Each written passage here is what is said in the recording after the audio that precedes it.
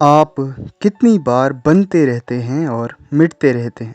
आपका व्यक्तित्व बदलता रहता है और आप नई चीज़ें ग्रहण करते रहते हैं। याद कीजिए कि बचपन से आप में कितने कुछ बदलाव आए।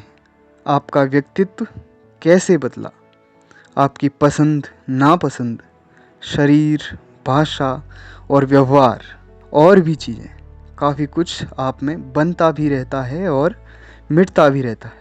जैसे आप सांस लेते हैं और छोड़ते रहते हैं, पर ज़रूरी है कि शुद्धता को ग्रहण किया जाए और अशुद्धता को बाहर निकाला जाए। ज़रूरी नहीं कि किसी को मृत्यु से पहले समय दिया जाए और इच्छाएं और पछताओं को बताने के लिए कहा जाए। मृत्यु अनिश्चित या अकस्मात भी हो सकती है। वैसे एक बार खुद पे ध्यान दीजिए और आपकी इच्छाएं और आपके पछतावे अपने जीवन के कैसे हैं।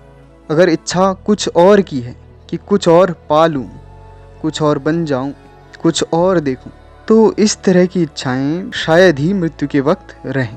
फिर भी लोग अक्सर अपने जीवन के पछतावों के बारे में सोचते हैं ताकि उनसे सीखें और कम से कम उन चीज़ों के लिए और ना पछताना पड़े। ज़्यादातर पछतावे खुद से जुड़े होते हैं, क्योंकि लगता है कि मौत अकेला कर देगी। खुद का सामना तो करना ही पड़ता है, तो खुद के साथ ईमानदार रहने की बहुत ज़रूरत है। छोटी छोटी चीज़ें अगर ठीक नहीं हैं तो उन्हें बदलना शुरू कर दो, नहीं तो जानबूझ के खुद के साथ ईमानदार ना रह पाओ। ये जीवन का एक बहुत बड़ा पछतावा बन सकता है। लोग कितना कुछ सोचते हैं, कितना कुछ आयोजन करते रहते हैं, सपने सामान की तरह सजाए होते हैं, पर सामान समेटने का, दुकान के बंद होने का समय न जाने कब आ जाए।